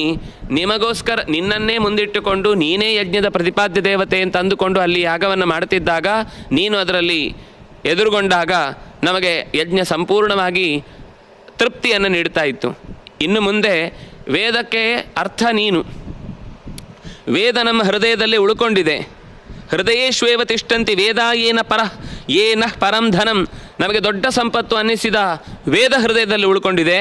ವೇದ ಪತಿಯಾದಂತಹ ನೀನು ಕಾಡಿನಲ್ಲಿ ಇದ್ದಿ ಅಂತಂದರೆ ಏನೂ ಉಪಯೋಗ ಇಲ್ಲ. ಹಾಗಾಗಿ ನಾವು ಕೂಡ ವಸಂತ್ಯಪಿ ಗೃಹೇಶ್ವೇವ ದಾರಾಶ್ ಚಾರಿತ್ರ ರಕ್ಷಿತಾ. ಮನೆಯಲ್ಲಿ ಹೆಂಡತಿ ಮಕ್ಕಳು ಇರ್ತಾರಷ್ಟೇ ಹೊರತು ನಾವು ನಿನ್ನನ್ನು ಕಳ್ಕೊಂಡ ಮೇಲೆ ಈ ವೇದಕ್ಕೆ ಪತಿ ಇಲ್ಲದೆ ಬದುಕಲಿಕ್ಕೆ ಸಾಧ್ಯವೇ ಇಲ್ಲ. ಅದನ್ನಾಗಿ ನಾವು ಕೂಡ ನಿನ್ನ ಜೊತೆಗೆ ಹೊರಡ್ತೇವೆ ಅಂತ ಹಠ ಹಿಡಿತಾರೆ. ಭಕ್ತಿಮಂತಿ ಭೂತಾನಿ ಜಂಗಮಾನಿ ಚ ಯಾಚಮಾನೇಶು ರಾಮತ್ವಂ ಭಕ್ತಿಂ ಭಕ್ತೇಶು ದರ್ಶಯ. ನೋಡು ನೀನು ಅಕಸ್ಮಾತ್ ಇಲ್ಲಿ ತಿರುಗಿ ಎಲ್ಲ ಪ್ರಾಣಿಗಳನ್ನು, ಪಕ್ಷಿಗಳನ್ನು, ಕ್ರಿಮಿಗಳನ್ನು, ಕೀಟಗಳನ್ನು, ಮರಗಳನ್ನು, ಗಿಡಗಳನ್ನು, ಹಾರುವ ಎಲ್ಲ ಥರದ ಖಗಮಿಗಗಳನ್ನು ನೋಡು, ಗೊತ್ತಾಗುತ್ತೆ ನಿನಗೆ ನಿನ್ನ ಮೇಲೆ ಎಷ್ಟು ಪ್ರೀತಿ ಇದೆ. ಚಲಿಸುವ ಎಲ್ಲ ವಸ್ತುಗಳು ಇನ್ನೂ ನೋಡು ಸರಿಯಾಗಿ.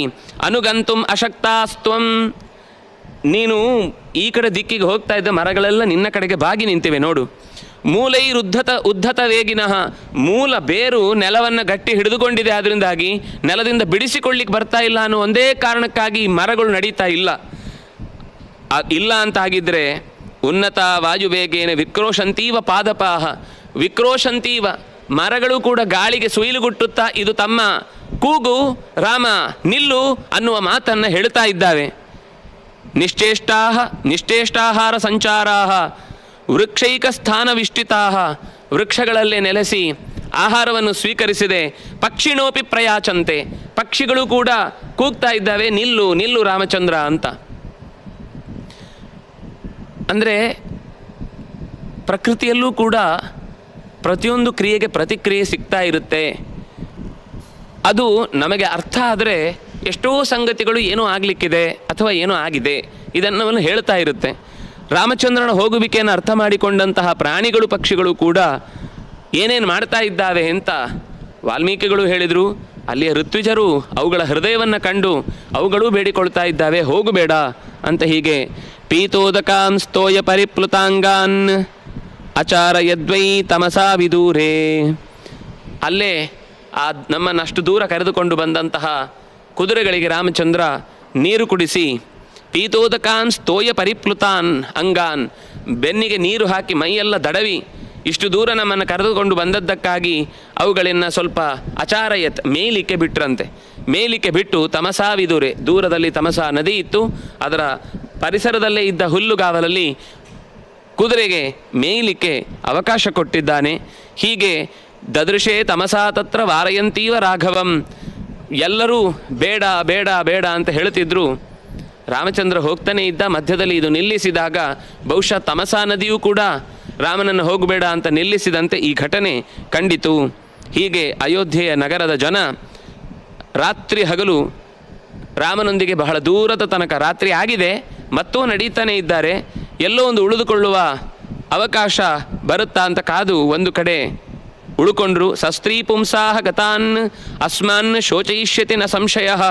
ಹೆಂಡತಿ ಮಕ್ಕಳ ಜೊತೆಗೆ ಕೆಲವರು ಬಂದುಬಿಟ್ಟಿದ್ದಾರೆ, ಇನ್ನು ಕೆಲವರು ಹೆಂಡತಿ ಇಲ್ಲಿದ್ದಾರೆ, ಮಕ್ಕಳಲ್ಲಿದ್ದಾರೆ, ಕೆಲವರು ಮಕ್ಕಳಿಲ್ಲಿದ್ದಾರೆ, ತಾಯಿಯರಲ್ಲಿದ್ದಾರೆ, ಕೆಲವರು ಗಂಡಂದಿರಿಲ್ಲಿದ್ದಾರೆ, ಹೆಂಡತಿಯರಲ್ಲೆಲ್ಲೋ ಇದ್ದಾರೆ. ಹೀಗಿರುವ ಯಾರೂ ಕೂಡ ರಾಮನಿಗಿಂತ ದೊಡ್ಡದು ಯಾವುದೂ ಅಲ್ಲ ಅಂತ ಯೋಚನೆ ಮಾಡಿ ಬಹಳ ದೂರ ಬಂದಿದ್ದಾರೆ. ರಾತ್ರಿಯನ್ನು ಕಳೆಯುವಂತಹ ಪ್ರಸಂಗ ಬಂತು. ಅಲ್ಲೇ ಕಳಿಬೇಕಿತ್ತು. ಭರತ ಖಂಡಿತ ತನ್ನ ತಂದೆಯನ್ನು ತಾಯಿಯನ್ನು ಚೆನ್ನಾಗಿ ನೋಡ್ಕೊಳ್ತಾನೆ ಅಂತ ರಾಮಚಂದ್ರ ನಿರ್ಧಾರ ಮಾಡಿ ಈಗ ಸ್ವಲ್ಪ ಹೊತ್ತು ಇಲ್ಲಿ ವಿಶ್ರಾಂತಿ ಪಡಿಬೇಕು ಅಂತ ಯೋಚನೆ ಮಾಡ್ತಾನೆ. ಹಾಗೆ ವಿಶ್ರಾಂತಿಯನ್ನು ಪಡೆಯುವ ಹೊತ್ತು ರಾಮಚಂದ್ರ ಸೀತೆಯ ಜೊತೆಗೆ ಅಲ್ಲೇ ತರಗೆಲೆಗಳನ್ನು ತಯಾರು ಮಾಡಿ ಸುಮಂತ್ರ ಮತ್ತು ಲಕ್ಷ್ಮಣ ಸಿದ್ಧಗೊಳಿಸ್ತಾರೆ ಮಲಗಲಿಕ್ಕೆ ಜಾಗವನ್ನು. ಅವರಿಬ್ಬರು ಮಲಗಿದ ನಂತರ ಸುಮಂತ್ರ ಮತ್ತು ಲಕ್ಷ್ಮಣ ಇಡೀ ರಾತ್ರಿ ಮಾತಾಡ್ತಾ ಕೂರ್ತಿರ್ತಾರೆ ರಾಮನಿಗೆ ರಕ್ಷಣೆಯಾಗಿ. ಅದೇ ಹೊತ್ತಿಗೆ ರಾಮಚಂದ್ರನಿಗೂ ಎಚ್ಚರಿಕೆ ಆಗುತ್ತೆ. ಎಚ್ಚರಿಕೆ ಆದಾಗ ಜನಗಳು ಹೋಗುವುದಿಲ್ಲ ಅನ್ನೋದು ಗೊತ್ತಾದಾಗ ಒಂದು ನಿರ್ಧಾರವನ್ನು ಹೇಳುತ್ತಾನೆ ಸುಮಂತ್ರನಿಗೆ. ಆ ನಿರ್ಧಾರದಂತೆ ರಾಮಚಂದ್ರನ ಮಾತನ್ನು ಅನಿವಾರ್ಯವಾಗಿ ಸುಮಂತ್ರ ನಡೆಸಬೇಕಾಗುತ್ತೆ. ಏನು ನಿರ್ಧಾರ ಕೈಗೊಂಡ, ಹೇಗೆ ಯಾವ ದಿಕ್ಕಿನ ಕಡೆಗೆ ರಾಮಚಂದ್ರ ಹೊರಟ ಅನ್ನುವ ಸಂಗತಿಯನ್ನು ಮತ್ತೆ ನಾಳೆ ದಿವಸ ಸೇರಿದಾಗ ನೋಡೋಣ. ಕಾಯೇನ ವಾಚ ಮನಸ ಇಂದ್ರಿಯೈರ್ವ ಬುದ್ಧಿಯ ಆತ್ಮನಾವ ಅನುಸೃತ ಸ್ವಭಾವ ಕರೋಮಿ ಯದ್ಯತ್ ಸಕಲಂ ಪರಸ್ಮೈ ನಾರಾಯಣಾಯೇತಿ ಸಮರ್ಪಯಾಮಿ. ಮನೆಯಲ್ಲಿ ನಿರಂತರ ನಾವು ಸೇಫ್ ಆಗಿರಬೇಕಾದದ್ದು ಈಗದ ಬಹಳ ಪ್ರಮುಖವಾದಂತಹ ಅಂಶ. ಎಲ್ಲಿದ್ದೇವೋ ಅಲ್ಲೇ ಇದ್ದು ಖಂಡಿತ ಎಲ್ಲೆಲ್ಲೋ ದೂರದಲ್ಲಿದ್ದೇವೆ, ಯಾರ್ಯಾರನ್ನೋ ಬಿಟ್ಟಿದ್ದೇವೆ, ಇದೆಲ್ಲವೂ ಖಂಡಿತ ಒಂದು ವೇದನೆ ಇದೆ. ಎಷ್ಟೋ ಜನ ಶುಶ್ರೂಷಕರು, ಪೊಲೀಸರು, ವೈದ್ಯಕೀಯ ಸೇವೆ ಸಲ್ಲಿಸುವವರು ಅಥವಾ ಕರೋನಾದ ವಿರುದ್ಧ ಹೋರಾಡ್ತಾ ಇರುವಂತಹ ಯೋಧರು ತಮ್ಮ ತಮ್ಮ ಬಂಧುಗಳನ್ನು, ಮಕ್ಕಳನ್ನು, ತಂದೆಯನ್ನು, ತಾಯಿಯನ್ನು ಎಲ್ಲರನ್ನೂ ಬಿಟ್ಟು ಎಷ್ಟೋ ಜನ ಬದುಕ್ತಾ ಇದ್ದಾರೆ. ಅವರು ಕೇವಲ ಸ್ವತಂತ್ರ ಯೋಧರಂತೆ ಕಾರ್ಯವನ್ನು ನಿರ್ವಹಿಸ್ತಾ ಇದ್ದಾರೆ. ಅಂಥವರ ನಡುವೆ ನಾವು ಅವರಿಗೆ ಕೊಡಬಹುದಾದಂತಹ ಸಹಕಾರ, ನಾವು ನಮ್ಮನ್ನು ಸುರಕ್ಷಿತವಾಗಿ ಉಳಿಸಿಕೊಳ್ಳುವುದಕ್ಕೆ ಪ್ರಯತ್ನ ಪಡುವುದು. ಎಲ್ಲ ಸರಿ ಹೋಯಿತು ಅಂತನ್ನುವ ಹಾಗೆ ಎಲ್ಲವನ್ನು ಮೊದಲಿನಂತೆಯೇ ಆ ಸುಖ ಬೇಕು ಅಂತ ಈಗಲೇ ನಾವು ಗಡಿಬಿಡಿಯ ಹೆಜ್ಜೆಯನ್ನು ಇಟ್ಟೆವು ಅಂತಾದರೆ ಅದರಿಂದ ಖಂಡಿತ ಮತ್ತೆ ಅಪಾಯಕ್ಕೆ ನಾವು ಈಡಾಗ್ತೇವೆ. ಇಂತಹ ಸಂದರ್ಭದಲ್ಲಿ ತಾಳ್ಮೆ ಯಥಾಪ್ರಕಾರ ನಮಗೆ ಬೇಕೇ ಬೇಕು. ಮನುಷ್ಯರಾಗಿ ನಾವೇ ತಾಳ್ಮೆಗೆಟ್ಟೆವು ಅಂತಂದರೆ ಪ್ರಾಣಿಗಳಲ್ಲಿ, ಪಕ್ಷಿಗಳಲ್ಲಿ ಎಲ್ಲಿಂದ ಕಾಣಬೇಕು ಇಂಥದ್ದನ್ನು? ಹಾಗಾಗಿ ಆಹಾರದ ಕೊರತೆ ಬಾರದಂತೆ ಅನುಕೂಲ ಇದ್ದವರು ಅನುಕೂಲ ಇಲ್ಲದವರಿಗೆ ಸಹಾಯ ಮಾಡೋಣ. ಒಳ್ಳೆಯ 4 ಮಾತುಗಳನ್ನು ಹೇಳಿ ಸಮಾಧಾನ ಹೇಳಬೇಕಾದ ಅಥವಾ ಬೇಸರವನ್ನು ಕೇಳಬೇಕಾದಂತಹ ಹೃದಯಗಳಿಗೆ ಕಿವಿಯಾಗೋಣ, ಒಳ್ಳೆಯ ಮಾತಾಗೋಣ, ಕೆಲವೊಮ್ಮೆ ಕಿವಿಯಾಗೋಣ. ಒಂದಿಷ್ಟು ಪ್ರಾರ್ಥನೆಯನ್ನು ಜೊತೆ ಸೇರಿ ಎಲ್ಲಿ ಸಾಧ್ಯವೋ ಅಲ್ಲಲ್ಲೇ ಮನೆಯವರೇ ಕುಳಿತು ಒಟ್ಟಿಗೆ ಸಾಧ್ಯವಾದಷ್ಟು ಮಾಡೋಣ. ಹೊರಗಿನಿಂದ ಕರೆಯುವುದಲ್ಲ, ನಮ್ಮ ಮನೆಯಲ್ಲೇ ಇದ್ದವರು 4-5 ಜನ ಒಟ್ಟಿಗೆ ಸೇರಿ ಪ್ರಾರ್ಥನೆಯನ್ನು ನಿತ್ಯ ನಡೆಸೋಣ. ಜೊತೆಗೆ ಆದಷ್ಟು ಅನಿವಾರ್ಯವಾದ ಸಂಚಾರ ಇದ್ದರೆ ಮಾತ್ರ, ವೃತ್ತಿಯ ಅವಶ್ಯಕತೆ ಇದ್ದಲ್ಲಿ, ಇಂಥ ಅನಿವಾರ್ಯ ಇದ್ದಲ್ಲಿ ಮಾತ್ರ ಹೊರಗೆ ಸಂಚಾರ ಮಾಡೋಣ. ಸಾರ್ವಜನಿಕ ಸ್ಥಳಗಳಲ್ಲಿ ಆದಷ್ಟು ಸೇರಿಕೊಳ್ಳದೆ ನಮ್ಮ ದೇಹದ ರಕ್ಷಣೆಗೋಸ್ಕರ ನಾವು ಹಾಕಿಕೊಳ್ಳಬೇಕಾದಂತಹ ಮುಖದ ಕವಚವೋ ಅಥವಾ ಕೈಕಾಲು ತೊಳೆದುಕೊಂಡು ಒಳಗೆ ಪ್ರವೇಶ ಮಾಡೋದು, ಇಂಥದ್ದು ಏನೇನು ಹೇಳಿದ್ದಾರೋ ಎಲ್ಲರೂ ಹೇಳ್ತಾನೆ ಇರ್ತಾರೆ. ಅದನ್ನು ನಾವು ಕೇಳಿಸಿಕೊಂಡು ಮಾಡಿಕೊಳ್ಳುವುದರಲ್ಲೇ ತುಂಬ ಕಷ್ಟ ಇರುವಂಥದ್ದು. ಯಾಕೆಂದರೆ ಇದು ಇಲ್ಲಿ ತನಕ ಅಭ್ಯಾಸ ಇಲ್ಲದೇ ಇರುವ ಕೆಲವು ವರ್ತನೆಗಳು. ನಮ್ಮ ಜೀವನದ ಶೈಲಿ ಬಹುಶಃ ಇನ್ನು ಈ 6 ತಿಂಗಳುಗಳ ಕಾಲ ಹೀಗೆ ಮುಂದುವರಿಬೇಕಾಗುತ್ತೆ. ಈ ವರ್ಷದ ಕೊನೆಯ ತನಕವೂ ನಾವು ಇಂತಹ ಪರಿಸ್ಥಿತಿಯನ್ನು ಸಮರ್ಥವಾಗಿ ಎದುರಿಸಿದರೆ ಮಾತ್ರ ಒಂದು ದೀರ್ಘವಾದ ತಪಸ್ಸಿದು. ಇದು ಒಂದು ತಪಸ್ಸೇ. ನಾವು ತಪಸ್ಸು ಅಂದರೆ ಇನ್ನೇನು ಅಂದ್ಕೊಂಡಿದ್ದೇವೆ. ಬಂದ ಕಷ್ಟವನ್ನು ಸರಿಯಾಗಿ ಎದುರಿಸಿ ಅದಕ್ಕೆ ಯಾವ ರೀತಿಯಿಂದ ಎದುರಿಸಿದರೆ ಪರಿಹಾರವನ್ನು ಕಾಣಬಹುದು, ಅದಕ್ಕೆ ಹಲ್ಲು ಕಚ್ಚಿ ಸಹಿಸಿಕೊಂಡು ನಮ್ಮನ್ನು ನಾವು ಉಳಿಸಿಕೊಂಡ್ರೆ, ನಮ್ಮ ಕರ್ತವ್ಯವನ್ನು ನಾವು ನಿರ್ವಹಿಸ್ತಾ ಇದ್ದರೆ ಅದು ಒಂದು ದೊಡ್ಡ ತಪಸ್ಸಾಗುತ್ತೆ. ಅಂತಹ ತಪಸ್ಸನ್ನು ಮಾಡಲಿಕ್ಕೆ ನಮಗೊಂದು ಕೊಟ್ಟ ಪ್ರಾಕೃತಿಕ ಅವಕಾಶವನ್ನು ಖಂಡಿತ ಅದು ರೋಗ ಅಂತ ಅನ್ನೋದು ಹೆಸರಿನಿಂದಾದರೂ ಕೂಡ ಅದು ನಮಗೆ ವರವೇ ಆಗುವ ಹಾಗೆ ನಾವು ಬದಲಾಯಿಸಿಕೊಳ್ಳಿಕ್ಕೆ ನಮ್ಮ ಹತ್ರ ಶಕ್ತಿ ಇದೆ. ಅದನ್ನು ನಮಗೆ ಹಿರಿಯರು, ದೊಡ್ಡವರು, ಋಷಿಗಳು, ದೇವತೆಗಳು ಅನುಗ್ರಹಿಸಲಿ. ಕೃಷ್ಣ ಮುಖ್ಯ ಪ್ರಾಣರ ಸದಾ ಅನುಗ್ರಹ ಎಲ್ಲರ ಮೇಲಾಗಲಿ. ರೋಗಮುಕ್ತವಾದ, ದೋಷಮುಕ್ತವಾದ, ಸುಂದರವಾದ ವಾತಾವರಣ, ದೇಶ ಮತ್ತೆ ಮೊದಲಿನಂತೆ ಗಟ್ಟಿಯಾಗಿ ನೆಲೆ ಊರುವಂತೆ ಕಲ್ಪನೆಗೊಳ್ಳಲಿ. ಆ ಮೂಲಕ ನಮ್ಮ ಕರ್ತವ್ಯವನ್ನು ನಿರ್ವಹಿಸುವ ಮೂಲಕ ದೇಶಭಕ್ತಿಯನ್ನು, ದೇವಭಕ್ತಿಯನ್ನು, ದೇಹದ ಉಳಿಕೆಯನ್ನು ಮಾಡಿಕೊಳ್ಳುವ ಕರ್ತವ್ಯದಲ್ಲಿ ತತ್ಪರ